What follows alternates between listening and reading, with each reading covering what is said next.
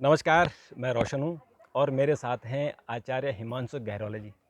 हिमांशु गहरोले जी कथावाचक हैं और ख़ासकर श्रीमद् भागवत की कथा करते हैं। ये मौका है श्रीमद् भागवत कथा का।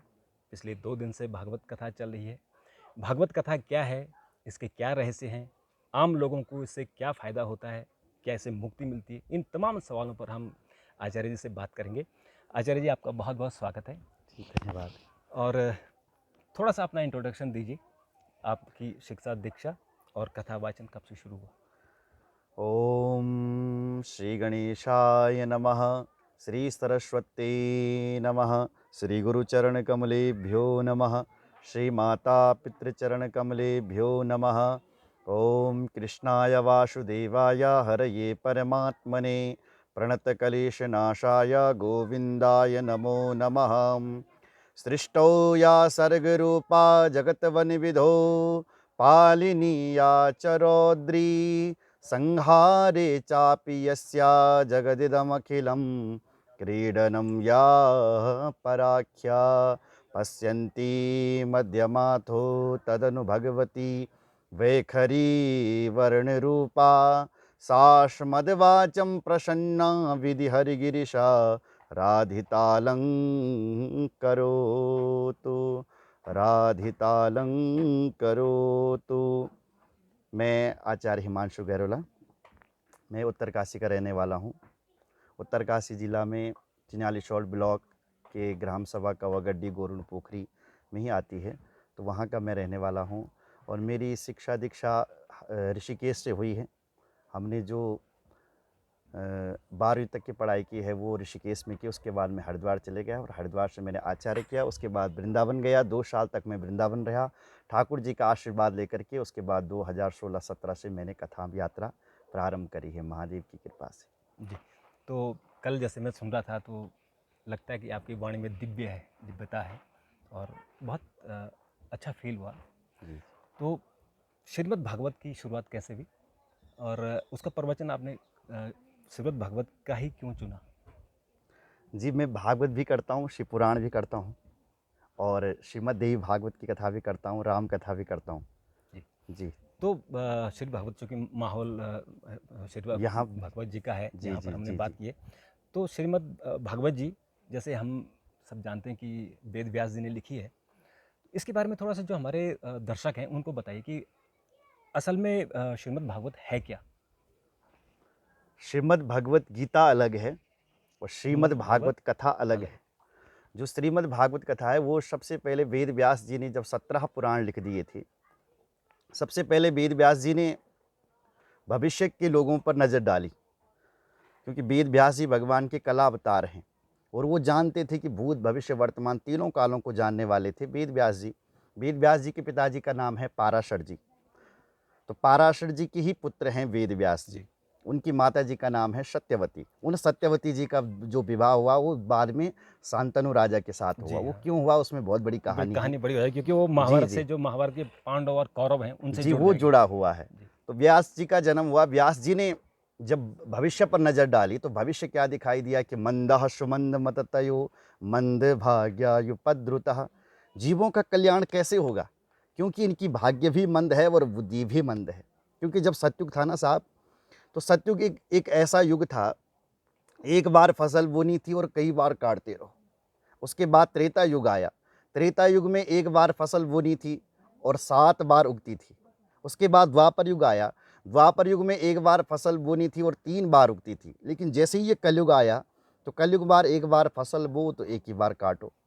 जीव भी मंद, इसका कल्याण कैसे होगा? तो उन्होंने एक वेद के 4 विभाजन कर दिए। अब वेद कहाँ से आया? वेद परमात्मा है, वेद भगवान का ही एक स्वरूप है।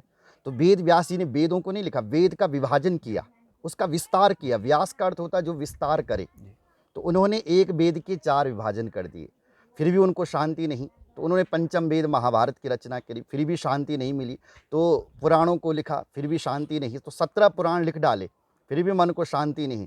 तब देवऋषि नारद जी उनके पास आए और उन्होंने कहा कि आप भगवान श्री कृष्ण के गुणानुवादों को गाइए और तब आ जा करके आपके चित्त को शांति मिलेगी। तब व्यास जी ने, भागवत का अर्थ होता है जो भगवान का है वो भागवत है। और फिर व्यास जी ने भागवत की रचना करी और संसार तक ये कथा को पहुंचाया। जी तो अब हम कहते हैं कि जब हम भागवत अगर सुनते हैं, जी पढ़ते हैं, पढ़ने अगर हम जो सुनते भी हैं, तो उसको उसके जितने कष्ट होते हैं वो दूर हो जाते हैं। जी तो भागवत का रहस्य क्या है? ऐसा क्या है उसमें? जैसे कल भी आप कह रहे थे कि रस है और वो इतना मृदु है जी कि जी अगर आप उसका रस पान करें तो मुक्ति मिल जाती है। जी जी। वो क्या रहस्य है? सबसे पहले भागवत की कथा का प्रचलन क्यों हुआ, जी, अन्य कथा का क्यों नहीं क्यों हुआ? नहीं? हाँ, प्रश्न ये है। प्रश्न। भागवत की कथा इसलिए हुआ क्योंकि पद्म पुराण में इसका महात्म्य है, स्कंद पुराण में भी इसका महात्म्य लिखा गया है कि भागवत की कथा से धुंधकारी का उद्धार हुआ। धुंधकारी एक महाप्रेत था, आप जानते हो। उसने अपने पिताजी को लात मार करके भगाया, अपनी माताजी को भी उसने घर से भगाया। तो मरने के बाद ब्राह्मण होता हुआ, ब्राह्मण का पुत्र होता हुआ वो धुंधकारी महाप्रेत जब मरने के बाद महाप्रेत हुआ, तो वो अपने भाई के पास आया, सपने में आया और उसको साक्षात दर्शन दे कि मैं महाप्रेत हूँ, मेरी मुक्ति के लिए कुछ करिए। तो गोकर्ण जी उनके भाई हैं, उन्होंने कहा कि मैंने गया में जाकर के तेरा श्राद्ध किया, फिर भी तेरी फिर मुक्ति क्यों नहीं हुई? तो धुंधकारी ने कहा कि गया में जाकर के आप 100 श्राद्ध भी करोगे तब भी मेरी मुक्ति नहीं होने वाली। गया श्राद्ध सतेनापि मुक्तिर्मे न भविष्यति। गया में जाकर के आप 100 श्राद्ध भी करोगे तो भी मेरी मुक्ति होने वाली नहीं है। तो बोले मैं क्या करूं, क्या करूं तेरी मुक्ति के लिए? बोले भैया आप ज्ञानी हो, आप कुछ करिए। तब गोकर्ण जी ने सब जगह पूछा कि मैं क्या करूं, कौन सा उपाय करूं मेरे भाई की मुक्ति हो जाए। इसका तर्पण से कुछ नहीं हो रहा है, पिंडदान देने से कुछ नहीं हो रहा है, गया में जाने से कुछ नहीं हो रहा, क्या करूं? तब भगवान सूर्य से पूछा और भगवान सूर्य भगवान नारायण के स्वरूप हैं, उन्होंने कहा कि भागवत की कथा सुनाइए और उससे धुंधकारी का उद्धार हो जाएगा। तब गोकर्ण जी ने भागवत की कथा का आयोजन किया और भागवत की कथा धुंधकारी ने भी 7 दिनों तक सुनी और उस कथा से धुंधकारी का उद्धार हुआ। तो मान्यता ये है कि जब श्रीमद् भागवत की कथा धुंधकारी का उद्धार कर सकती है, तो लोगों का मानना ये है कि हमारे प्रेतों का, ये हमारे पितरों का भी उद्धार हो जाएगा। मन में आस्था आ गई कि जब धुंधकारी का उद्धार हो सकता है तो हमारे पितरों का क्यों नहीं उद्धार हो सकता है। हमारे पे सामर्थ्य भगवान ने दिया है तो हम भी अपने पितरों के लिए कुछ करवाएंगे। इसलिए ये प्रचलन ज़्यादा चला कि तो हमें इस भी अपने पितरों के लिए भागवत की कथा करवानी बिल्कुल, चाहिए। पुराण तो बहुत हैं, जी, कथाएं भी बहुत हैं, बहुत है। लेकिन भागवत की कथा से प्रेतों का उद्धार हो जाता है, तो इसलिए उन्होंने कहा कि हमारे पितरों का भी उद्धार हो जाएगा। अच्छा, ऐसे खैर जैसे कल आप एक आपने एक एग्जांपल दिया, जी उदाहरण जैसे आपने दिया कि लोग कहते हैं कि हमें प्रमाण चाहिए। तो अगर हम कहें कि कुछ प्रमाण ऐसे हैं क्या कि अगर हम भागवत कराते हैं तो हमारे जितने पितृ हैं जी या जी जो प्रेत आत्माएं हैं उनको मुक्ति मिल जाती है? जी जी जी अगर ऐसे कुछ उदाहरण हो, ऐसे हमारे वेदों में या हमारे और जो अन्य पुराण हैं, जी जी। हमारे शास्त्रों में, तो उनका अगर जिक्र हो सके। साक्षात उदाहरण तो यही है कि भक्ति माता के जो 2 पुत्र थे, ज्ञान और वैराग्य, वो वृद्ध अवस्था में पड़े हुए थे। जब उनके निमित्त भी जब भागवत की कथा करवाई गई तो उनका भी उद्धार हुआ। होता क्या था, एक जगह हमने कथा करी तो लोग कहते थे महाराज हमारे गांव में ना श्याल बहुत रोते हैं, जब भी सोने पड़ो तो यहाँ रोते ही रहते हैं, हर समय रोते रहते हैं, न जाने क्या है।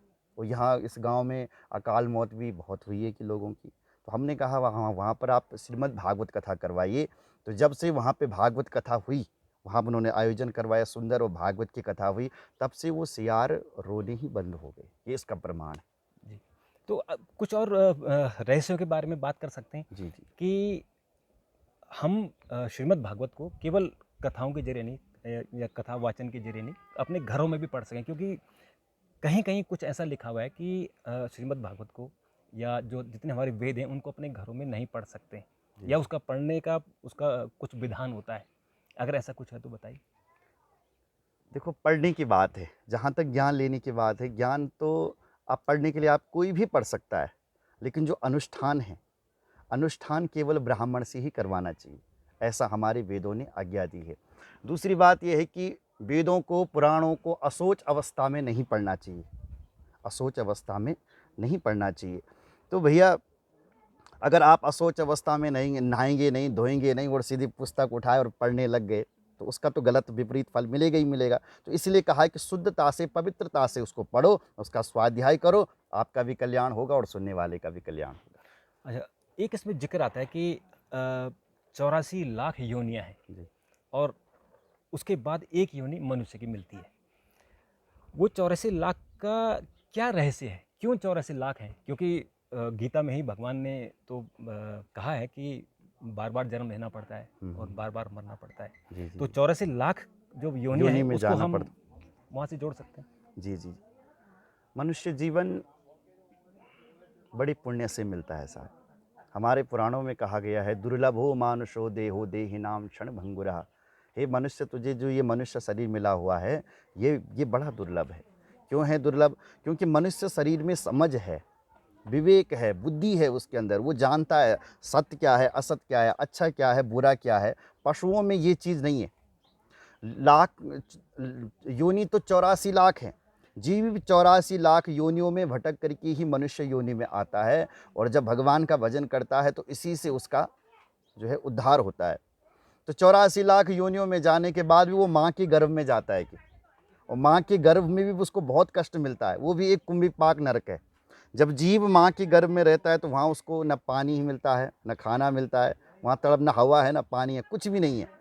फिर भी वो आप्यायनी नाम, भगवान कपिल ने कहा कि जब माँ के पेट में भी वो बालक रस ग्रहण करते रहता है, फिर भी वहाँ क्लेश तो उसको मिलता है ना, क्योंकि मलमूत्र के साथ रहता हुआ।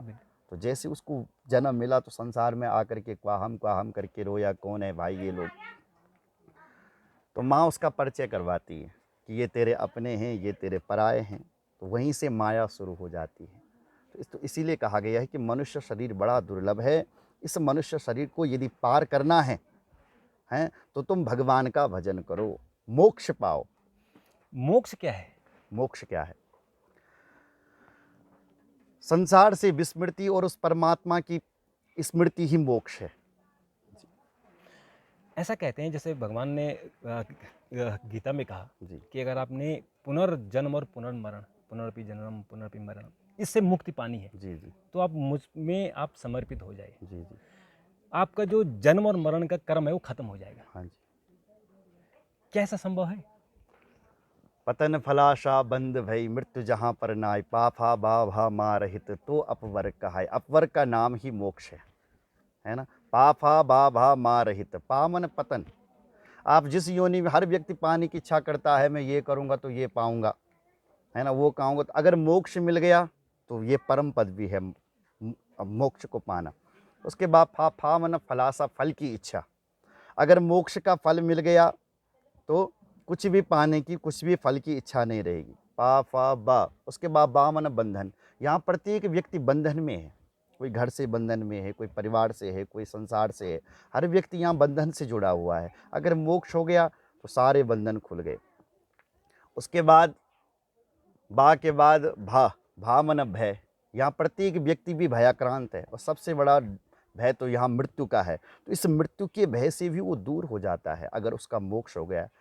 भा मन भय और माँ मन मृत्यु। तो मृत्यु के भय से भी वो, जन्म मरण जो ये प्रपंच है उससे उसकी मुक्ति हो जाती है, और मुक्ति होना ही मोक्ष है।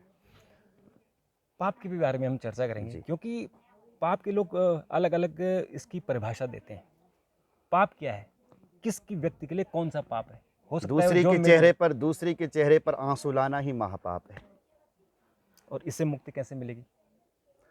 अगर आप दूसरे के चेहरे पर मुस्कुराहट लाते हो वही पुण्य है, और उसी से मुक्ति है। लेकिन हमारे जो मानव स्वभाव है जी उसमें जैसे हमने देखा कि लोभ, जी अगर लोभ है तो पाप नहीं जा सकता है। तो वो जो लोभ और लालच, उसे मुक्ति मिले उसके लिए क्या करना चाहिए? क्योंकि जो आपने, जी जी जो आप भागवत में बताते हैं और तमाम हमारे जो शास्त्रों में भी यही चीज़ लिखी है, हम्म। लेकिन उसे वास्तव में मनुष्य के अंदर के पाप और जो उसका जो भय है, उसका जो लोभ है, जो लालच है, वो नहीं जाता है। जी जी उसके लिए उसको गुरु के शरण में जाना पड़ेगा। गुरु की शरण में जाएगा, गुरु उसको ज्ञान देंगे, और जब उसके अंदर ज्ञान उतर जाएगा तब उसको खुद ही लग जाएगा कि ये संसार मिथ्या है। लोभ करके क्या करेगा? लोभ में तो सब लोग ठेलम ठेला महाराज। जितने भी लोभी हुए हैं उन सब का पतन हुआ है। लोभ ही तो पतन करवाता है। रावण के पास सोने की लंका थी, मंदोदरी जैसी महारानी थी, और फिर भी उसको सीता जी को पाने की इच्छा, उसी से उसका विनाश हो गया। तो लोभ विनाश का महाकारण है। तो अब जैसे हम बात करें कि मोटिवेशन, जी यानी जिन लोगों का मन पर अपना वश नहीं है, लोभ आता है और लोभ के साथ फिर पाप भी करता है, पाप के साथ फिर वो अपराध करता है। अगर हम मोटिवेट करें लोगों को, अगर हम लोगों को प्रेरित करें जी जी जी। कि अगर आपको मुक्ति पानी है, अगर आपको मोक्ष तरफ जाना, तो ये पाप आपको नहीं करने, उसका सबसे बढ़िया तरीका क्या है? सबसे बढ़िया तरीका भगवान का भजन है जी। इससे बड़ा तरीका कोई हो नहीं सकता। अगर आप भगवान राम जी का भजन करेंगे, हरे राम हरे कृष्ण करेंगे, तो संसार से विस्मृति भी होगी और हर चीज़ से आपका जो है ये संसार, काम क्रोध लोभ मद मास ईर्ष्या द्वेष जो छल कपट है, इनसे भी मुक्ति मिलेगी। और जो हमारा, जो हम कहेंगे कि मतलब मुख्य तौर पर हम अगर मोक्ष जी की बात करें, तो क्या मोक्ष संभव है क्या? हाँ, संभव है। भगवान ने कहा है कि अगर तुम यहाँ पर पुण्य कर्म करते हो, अगर कोई पुण्यात्मा होता है तो वो स्वर्ग जाता है। स्वर्ग में उसको सुख भोग मिलते हैं, लेकिन स्वर्ग में व्यक्ति तभी तक रह सकता है जब तक उसके पास पुण्य है। क्षीणे पुण्य मृत्यु लोकम विसंति। जैसे उसके पुण्य खत्म हुए तो वो उसका मृत्यु लोक में पुनर्जन्म हो जाता है। जैसे स्वर्ग, आप ये समझो जैसे स्वर्ग है 5 स्टार होटल। तो जब तक हमारे पास पैसे हैं तब तक हम खूब रहते हैं, होटलों में रहो, जो मर्जी वो मंगाओ, जो मर्जी वो खाओ, और जैसे ही पैसे खत्म हुए तो चलो भैया अपने घर। तो ऐसी ही स्वर्ग है। जैसे हम यहाँ पे पुण्य कर्म करते हैं तो हमें स्वर्ग लोक इत्यादि लोग मिलते हैं। तो स्वर्ग में जैसे हमारे पुण्य खत्म हुए और तो मृत्यु लोक में विश्रांति। लेकिन अब है मोक्ष। भगवान के चरणों में समर्पित हो जाना ही मोक्ष है, लीन हो जाना। लीन। ये आत्मा यदि भगवान में लीन हो गई तो इसका मतलब है मोक्ष हो गया है। तो ये मोक्ष केवल भगवत प्राप्ति तभी हो सकती है जब हम भगवान का भजन करेंगे।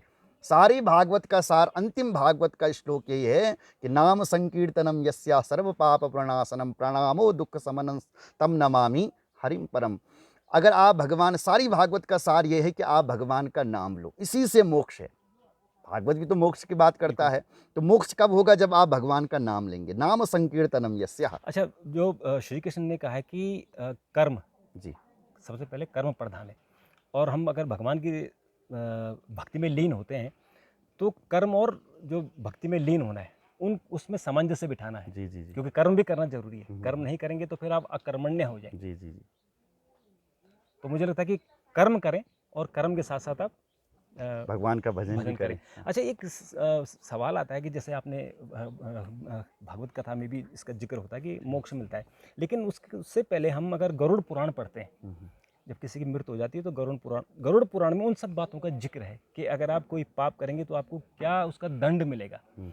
तो अगर भगवत पुराण की कथा के साथ गरुड़ पुराण की कथा का वाचन क्यों नहीं होता है, ताकि जो लोग पाप करें वो पाप से डरें और तो पाप न होता है, करें। क्यों नहीं होता है? जब हम जब किसी की डेथ हो जाती है, कहीं पर कोई व्यक्ति डेथ के स्वर्ग, बाद होती है भाई। हाँ, मैंने उसके कहा बाद कि तो लोग करवाते हैं, गरुड़ पुराण हाँ, भी गरुड़ पुराण करवाते डेथ के बाद कराते हैं। हैं, हाँ डेथ से हाँ। पहले क्यों नहीं कराते, ये मेरा एक सवाल रहता है। नहीं, पहले करवाने की जरूरत नहीं, पहले भी करवा सकते, उसमें विरोध थोड़ी है। आप सुनने के लिए पहले भी करवा दो। हम्म। हाँ, अब इस कथा के बाद आप गरुड़ पुराण की कथा कहीं शुरू करवा दो तो अच्छी बात है। हाँ, ताकि हाँ लोगों को, हाँ, सुनिए लोग, हाँ, हम तो चाहते हैं कि लोग करवाएं, लोगों को ज्ञान हो इस चीज़ का, ताकि वो पाप की तरफ ना जाएं, उसके अंदर भय बना रहे, भाई इस काम से ये चीज़ होता है। हाँ, तो सुनना चाहिए लोगों को। इसको सुनना चाहिए। जी जी। और थोड़ा सा अगर आप गरुड़ पुराण के बारे में मोटी मोटी बातें बता सकें, क्योंकि हमारे गरुड़ पुराण में लिखा हुआ है कि जब मृत्यु होती है तो मृत्यु से और 1 साल तक का जो सफ़र होता है, जी जब वो जी। बैकुंठ जाता है, तो उस सफ़र में उसको किन किन रास्तों से गुजरना होता है? सबसे पहले जब व्यक्ति की मृत्यु होती है ना, तो मृत्यु के बाद उसको एक सूक्ष्म शरीर मिलता है, उसको कहते हैं सूक्ष्म शरीर। वो किसी को दिखाई नहीं देता है। वो हवा दिखाई देती है क्या? नहीं दिखाई देती, लेकिन चलती तो है चलती हवा, है, चलती हुई लेकिन दिखाई है। दे लेकिन दिखाई नहीं देती। उससे भी सूक्ष्म सूक्ष्म वो शरीर होता है। उस सूक्ष्म शरीर के साथ उसकी यात्राएं शुरू होती है। तो जैसे जैसे उसने कर्म कर रखे हैं, ऐसे इसको उसको दंड मिलता है उस यात्रा शरीर को। अब उस शरीर को कष्ट कैसे मिलता है? जैसे कोई गर्दन काट ले, कोई व्यक्ति गर्दन काट ले। अब गर्दन नहीं कटती है, लेकिन गर्दन कटने का दर्द होता है। गर्दन कटती नहीं है, सुई चुभती तो है, चुभती भी नहीं, लेकिन सुई चुभने का दर्द होता है। उसी प्रकार जैसे जैसे उसके कर्म होते हैं, उस अपने कर्मों के साथ संयमनीपुरी से भगवान के वहाँ प्रवेश करता है। और फिर जैसे कहा जाता है कि उसको वैतरणी पार करनी होती है, हम्म। फिर उसके पीप और जो जितने उसके कांटे हैं या उन रास्तों से गुजरना होता है, उसके अगर जैसे जो जैसे उसके कर्म कर्म होंगे करे होंगे। उस कर्म के अनुसार उसको फल मिलेगा। अगर उसने गौदान किया है तो बैतरणी नाम की नदी से पार हो जाएगा। अगर कभी गौदान ही नहीं किया है, कभी ब्राह्मण को वस्त्र दिया है, तो अन्य अन्य नरकों से वो पार होता चले जाएगा। अगर कुछ ही नहीं दिया है, वो बिल्कुल ही पापी है, तो उसके लिए तो नरक की सजा है ही भैया, तब तो कई वर्षों तक नरक में रहना पड़ेगा। अच्छा, जो हमारे अभी नई पीढ़ी आ गई है, हम्म, तो नई पीढ़ी अब आजकल आर्टिफिशियल इंटेलिजेंस और नए नए टेक्निक आ गए, उनका आध्यात्मिक की तरफ से रुझान छूट गया है। रुझान छूट रहा है। हम्म। ऐसा क्या किया जाए, क्योंकि हमारे इतने सारे कथावाचक हो गए हैं, हम जी, जी, देखते हैं जी। टीवी पर, देखते हैं तमाम बड़े बड़े कथावाचक हैं, वो अपनी कोशिश कर भी रहे हैं, लेकिन ऐसा क्या हो सकता है कि हम अपने जो हमारी युवा पीढ़ी है उनको हम आध्यात्म की तरफ लाएं, अपने कर्म करें, क्योंकि कर्म जरूरी है, जी, जी। लेकिन उसके साथ साथ अपने आध्यात्म और अपने सनातन से भी जुड़े। उसके लिए सबसे पहले बच्चा जब तक छोटा है तो उसकी गुरु, सबसे पहली गुरु उसकी माँ होती है। तो जब तक बच्चा छोटा है तब तक माँ बाप को सबसे पहले आध्यात्म से जुड़ना पड़ेगा। तो जब तक उनका बच्चा छोटा है, किशोर अवस्था का है, 10-12 साल का है, तो उस बच्चे को कभी आश्रम में ले गए, किसी गुरुजी के पास ले गए, कहीं कथा में ले गए, भगवत कथा में ले गए, तो उसके अंदर क्या होगा, संस्कार भरे जाएंगे। क्योंकि बच्चे कार्बन कॉपी होते हैं, उनके अंदर आप जो बोलोगे वो वही करेंगे, जो आप उनके अंदर सोच डालोगे तो वही करेंगे। तो उनको सबसे पहले आध्यात्म की तरफ लाना पड़ेगा। अब जब बड़े हो गए तब तुम कहोगे उन युवाओं के लिए कि तुम कथा सुनने जाओ, हैं, श्राद्ध करो, तर्पण करो, यज्ञ करो, भगवत, तब नहीं करेंगे वो।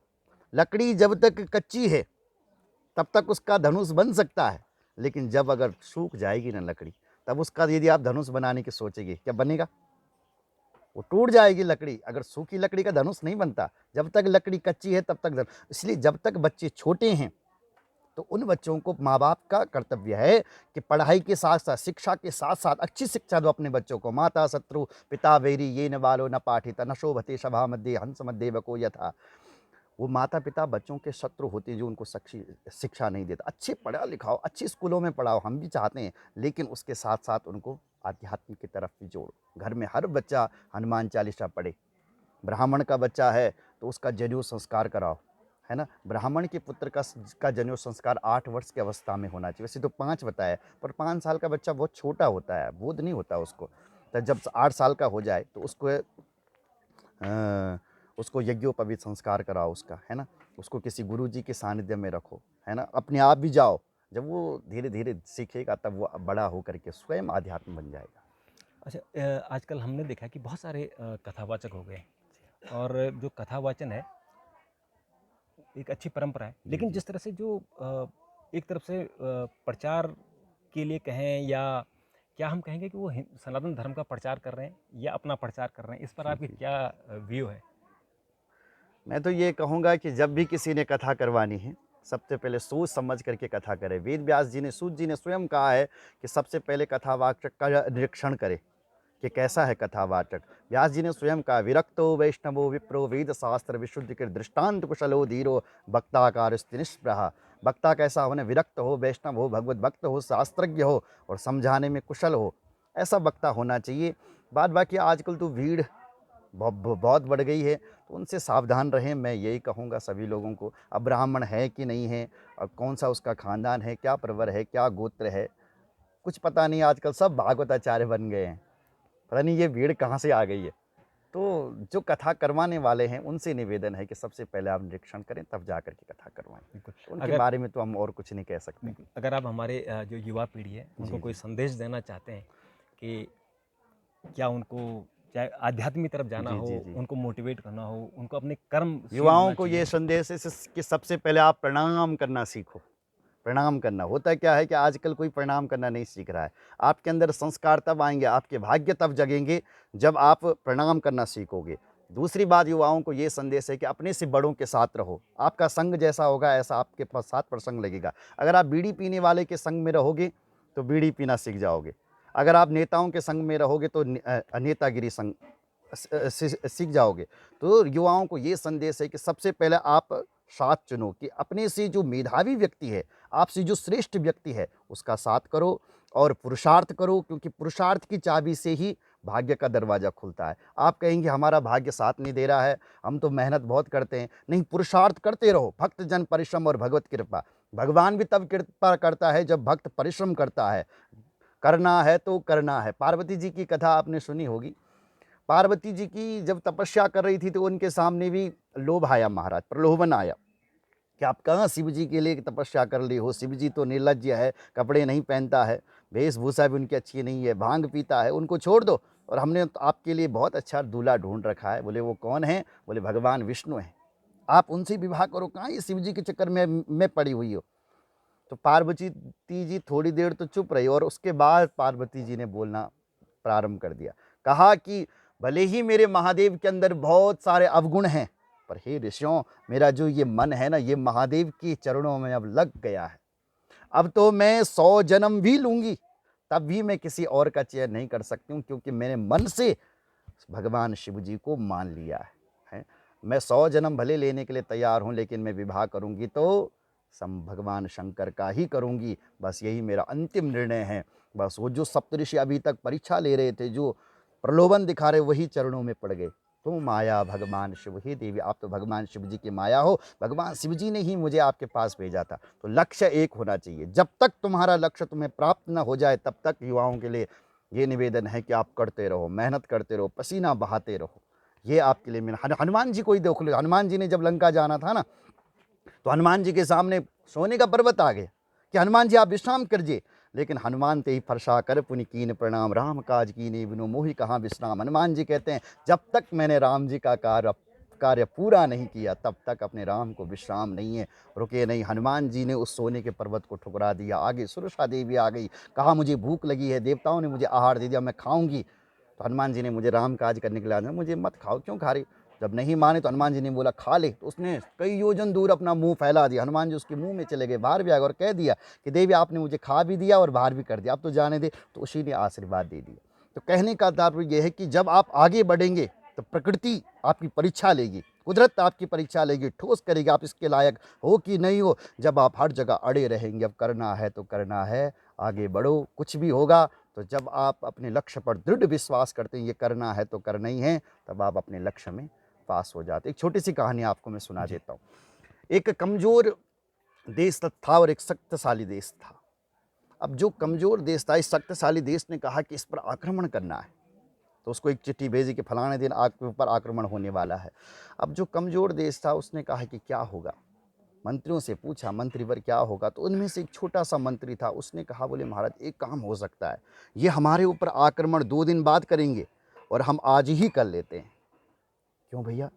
बोले उनकी अभी तैयारी नहीं है, वो अभी 2 दिन के लिए तैयारी कर रहे कि दो दिन बाद सब इकट्ठा होंगे, तब जाकर के आक्रमण करेंगे, और हम अभी तैयारी में चलते हैं और देखना क्या होता है। तो सब ने, राजा ने मान ली बात और सब ने तैयारी करी। महाराज चल पड़े शक्तिशाली देश पर आक्रमण करने के लिए। बीच पर एक पुल बांधता था दो देशों को। राजा ने क्या किया कि उस पुल पर आग लगवा दी। लकड़ी का पुल था उस जमाने का, उस पर आग लगवा दी।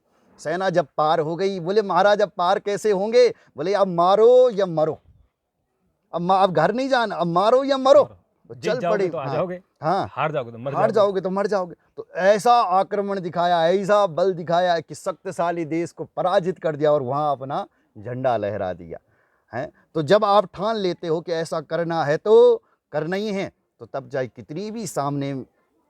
कितने भी संकट क्यों ना आ जाए, हर संकट से आप पास हो जाते। भगवती गंगा जी को ही देख लो, जब भगवती गंगा जब गौमुख से चली होगी तो बड़े बड़े पहाड़ भी तो सामने आए होंगे। गंगा जी के जब पहाड़ सामने आए तो दिशा घुमा दी, कोई पत्थर सामने आया उसको लांग करके चले गई। मुख्य रूप था सागर को पाना, तो सागर को पा करके ही रह गई। इसलिए युवाओं को ये संदेश है कि अपना लक्ष्य मत छोड़िए, मेहनत करते रहिए, एक न दिन आपको सफलता अवश्य मिलेगी। जय बिल्कुल। श्री राम। तो आचार्य जी आपका बहुत बहुत धन्यवाद। जी आपने जी इतनी उत्प्रेरक बातें कही और जो हमारे दर्शक हैं, हमारे जो युवा पीढ़ी है, उनको ज़रूर सीखने को मिलेगा। और हमारा और एक यूट्यूब कर्म, चैनल भी है। और आचार्य जी का यूट्यूब चैनल है, मैं लिंक डाल जी, दूंगा उसको। आचार्य हिमांशु गैरोला जी के हाँ, नाम और से। मैं लिंक भी डाल दूंगा, उसको ज़रूर सब्सक्राइब कीजिएगा। और जो उन्होंने कहा है उस पर अगर आप अमल करेंगे तो जीवन ज़रूर सफल होगा। आचार्य जी आपने बात की, आपका बहुत बहुत आपका धन्यवाद। बहुत बहुत धन्यवाद। गॉड नमस्कार।